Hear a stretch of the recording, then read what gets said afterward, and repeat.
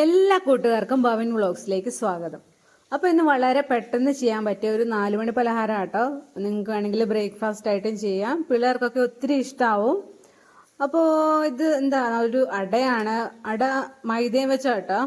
അപ്പോൾ പൊറോട്ട തിന്നുന്നവർക്ക് എന്നാണെങ്കിലും ഒരു മൈദയും കൊണ്ട് ഒരു അട ഉണ്ടാക്കിയെന്ന് പറഞ്ഞ് വലിയ പ്രശ്നമൊന്നും ആവില്ല. എപ്പോഴും കൊടുക്കണ്ട, വല്ലപ്പോഴും ഒക്കെ. അപ്പോൾ അതിനായിട്ട് ആദ്യം വേണ്ടത് മൈദയാണ്. കുറച്ച് ജീരകം വേണം, പിന്നെ അതുപോലെ തന്നെ കുറച്ച് തേങ്ങ ചിരകിയത്. അപ്പോൾ ഇതെങ്ങനെയാണ് ഫസ്റ്റ് നമുക്ക് അതിൻ്റെ ആ ഒരു മൈദയുടെ ആ മാവ് ഉണ്ടാക്കാം. അതിനായിട്ട് മൈദയ്ക്കകത്തേക്ക് തേങ്ങ ചിരണ്ടിയത് കുറച്ചിട്ട് കൊടുക്കുക. അതിനുശേഷം അതിലേക്ക് കുറച്ച് ജീരകം, പിന്നെ ആവശ്യത്തിനുള്ള ഉപ്പ് അതും കൂടെ ചേർത്ത് കൊടുത്തിട്ട് ആവശ്യത്തിനുള്ള വെള്ളം, അതായത് ഒരു ഗ്ലാസ്സോളം, അത് നിങ്ങൾ എടുക്കുന്ന മൈദയുടെയും അതിൻ്റെ ബാക്കി സാധനങ്ങളുടെ അളവ് പോലെ ഇരിക്കും. അങ്ങനെ ആവശ്യത്തിന് വെള്ളം ഒഴിച്ചിട്ട് ഒരു സ്പൂൺ ഉപയോഗിച്ചോ കൈയും കൊണ്ടോ എങ്ങനെയാച്ചാൽ നല്ലപോലെ മിക്സ് ആക്കി കൊടുക്കുക. എല്ലാം നല്ലപോലെ മിക്സ് ആവണം. അതിന് ഇച്ചിരി നേരം പിടിക്കും കേട്ടോ, കുറച്ച് കട്ട പോലെ ഇരിക്കുക. അപ്പോൾ അങ്ങനെ കട്ട് ചെയ്യാൻ തോന്നിയാൽ പിന്നെ വെള്ളം ഒഴിക്കുക. അങ്ങനെ വെള്ളം ഒഴിച്ചിട്ട് ഏതാണ്ട് ഈ ഒരു പരുവത്തിന്, ഒത്തിരി ലൂസും അല്ല ഒത്തിരി കട്ടിയല്ല, അങ്ങനെ ഇതാ ഈ കാണുന്നൊരു പരുവമുണ്ടല്ലോ, അങ്ങനെ ഒരു പരുവത്തിന് നമുക്ക് എടുക്കണം കേട്ടോ. അപ്പോൾ അതവിടെ ഇരിക്കട്ടെ. നമുക്കിനി അതങ്ങോട്ട് മാറ്റി വെച്ചിട്ട് കേട്ടോ, അതവിടെ റെഡിയാണ്. ഇനി വേണ്ടത് അതിൻ്റെ അകത്ത് ഫില്ലിംഗ് ആണ്. അപ്പോൾ അതിനായിട്ട് കുറച്ച് തേങ്ങ എടുക്കുക, ആവശ്യത്തിന് തേങ്ങ. പിന്നെ ഞാനിവിടെ പഞ്ചസാരയാണ് എടുത്തിരിക്കുന്നത്. പിന്നെ ഒരു 2-3 ഏലക്കായ എടുത്തിട്ടുണ്ട്. ഏലക്ക ഒന്ന് ചതച്ചിട്ട് അതിൻ്റെ അകത്ത് കുരു ഒന്ന് കൈ കൊണ്ടൊന്ന് അതിലേക്ക് അങ്ങോട്ട് ചേർത്ത് കൊടുക്കുക, അല്ലാതെ പൊടിച്ചിട്ടൊന്നുമില്ല കേട്ടോ.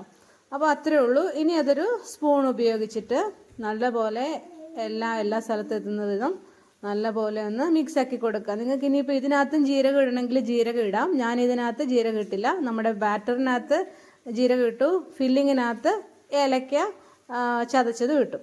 അപ്പോൾ ഇനി ഇതൊന്ന് നല്ലപോലെ ഇളക്കി കൊടുക്കുക.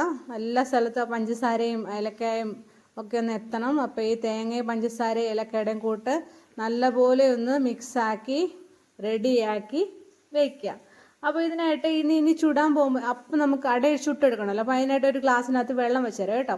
അപ്പോൾ ആ ഗ്ലാസ്സിലെ വെള്ളത്തിലൊന്ന് കൈമുക്കി നമ്മൾ റെഡിയാക്കി വെച്ചിരിക്കുന്ന ആ ഒരു കൂട്ട് മൈദയുടെ ആ ഒരു ഇത് എടുത്തിട്ട് അതിനകത്തേക്ക് അത് നമ്മുടെ പാൻ വെച്ച് ചൂടാക്കി അതിൽ ഇച്ചിരി എണ്ണ തേച്ച് കൊടുത്തിട്ട് കയ്യിലെടുത്ത് നമ്മുടെ ആ ഒരു മൈദയുടെ കൂട്ട് അതിലേക്ക് വളരെ നൈസായിട്ട്, ഞാൻ കൈ കൊണ്ട് തന്നെ കേട്ടോ ചെയ്ത് കൊടുക്കുന്നത്. ഇനി തവിയും കൊണ്ട് വെച്ചാൽ ചിലപ്പോൾ തവിയുടെ അടുത്ത് അടിയിൽ ഇങ്ങനെ പറ്റിയൊക്കെ പിടിച്ചിരിക്കും.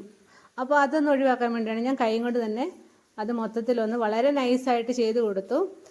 അപ്പോൾ അങ്ങനെ ചെയ്ത് കൊടുത്തിട്ട് ഇനി നമ്മളൊരു ഫില്ലിങ് റെഡിയാക്കി വെച്ചിട്ടുണ്ടല്ലോ, ആ ഫില്ലിങ് എടുത്തിട്ട് അതിനകത്തേക്ക് ഒരു സ്പൂൺ ഉപയോഗിച്ച് ഒന്ന് സ്പ്രെഡ് ചെയ്ത് കൊടുത്തു കേട്ടോ. ഒരു സൈഡ് മാത്രം, ഒരു പകുതി കണ്ട് ഒരു പകുതി ഇങ്ങനെ മൊത്തം സ്പ്രെഡാക്കി കൊടുത്തിട്ട് ഇനി അത് നമ്മുടെ എന്താ പറയുന്നത്, ഇത് ചട്ടുകം വച്ചിട്ട് അത് മറിച്ച് കൊടുത്ത് അതിനെ അങ്ങ് മൂടി വയ്ക്കും ഒരു സൈഡ്.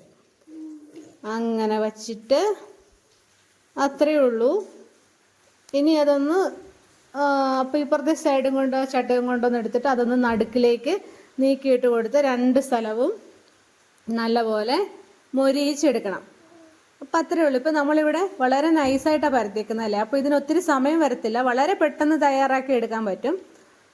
അപ്പോൾ അതാ ഒരു സ്ഥലം ആയി കഴിഞ്ഞു. ഇനിയിപ്പോൾ മറിച്ചിട്ടിട്ട് അപ്പുറത്തെ വശം കൂടെ ഒന്നും കൂടെ മൊരിയിച്ചെടുക്കാം. പിന്നെ ഞാൻ ഇതിനകത്ത് ഒത്തിരി എണ്ണയൊന്നും എടുക്കുന്നില്ല കേട്ടോ. അപ്പോൾ എണ്ണ ഒത്തിരിയായിട്ട് യൂസ് ചെയ്യുന്നില്ല. ഇത് എന്താ പറയുന്നത്, ആദ്യം ആ കല്ല് തേച്ച് കൊടുക്കുന്ന ഒരു എണ്ണ മാത്രമേ ഉള്ളൂ. അപ്പോൾ അങ്ങനെ 2 സൈഡും ഒന്ന് നല്ലപോലെ ഒന്ന് മൊരിയിച്ചെടുക്കുക. അപ്പോൾ അത്രയേ ഉള്ളൂ. അങ്ങനെ ഇനി രണ്ടാമതുണ്ടാക്കി അത് ഇച്ചിരി കുറച്ചും കൂടെ വലുതാക്കി ഉണ്ടാക്കി കേട്ടോ.